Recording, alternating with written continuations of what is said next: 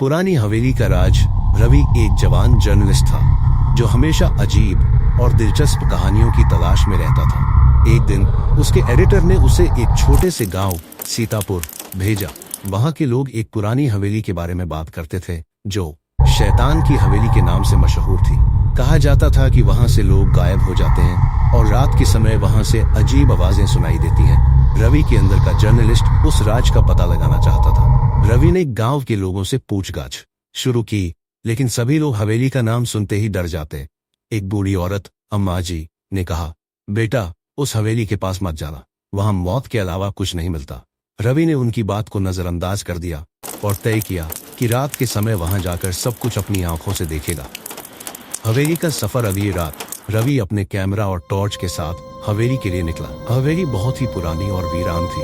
दरवाजे की गिरती हुई लकड़ी और दीवारों पर फैले हुए काले दाग एक अजीब सा डर पैदा कर रहे थे। जैसे ही रवि अंदर गया, एक ठंडी हवा का झोंका उसके चेहरे को छूता हुआ गुजर गया। हवेली के अंदर सब कुछ सूखा हुआ और जंगल के जैसे लग रहा था। रवि ने अपना कैमरा ऑन किया और हर कोने की तस्वीरें लेने लगा। जैसे ही वो एक पुराने कमरे में गया, उसे एक किताब मिली।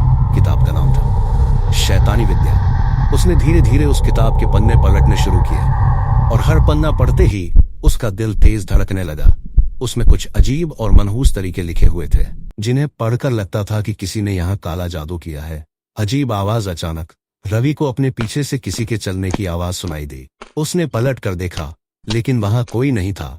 फिर एक जोर की हंसी गूंज उठी जो हवेली के कोने कोने में घूम रही थी। रवि का दिल घबराया गया, लेकिन उसने हिम्मत नहीं हारी और टॉर्च लेकर उस आवाज के पीछे चला। हवेली के नीचे एक पुराना सुरंग था। रवि ने उस सुरंग में जाने का फैसला किया। नीचे का रास्ता अंधेरा और डरावना था। जैसे ही वो अंदर गया, उसने देखा कि वहां एक बड़ा हॉल था जिसमें बेकार की मूर्तियां और खून के निशान थे। उस हॉल के बीच में एक कुर्सी थी और उस पर एक आदमी की लाश बैठी थी।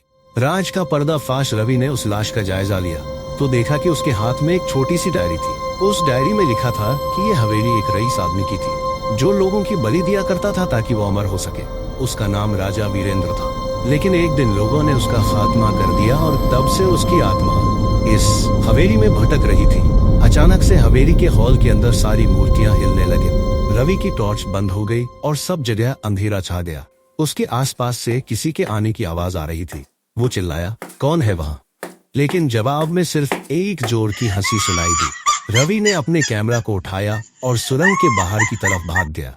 अभी सुबह जब रवि वापस गांव आया तो उसने देखा कि उसका कैमरा खुद बंद हो चुका था और उसके अंदर जो तस्वीरें थीं वो सब धुंधली और अजीब थी।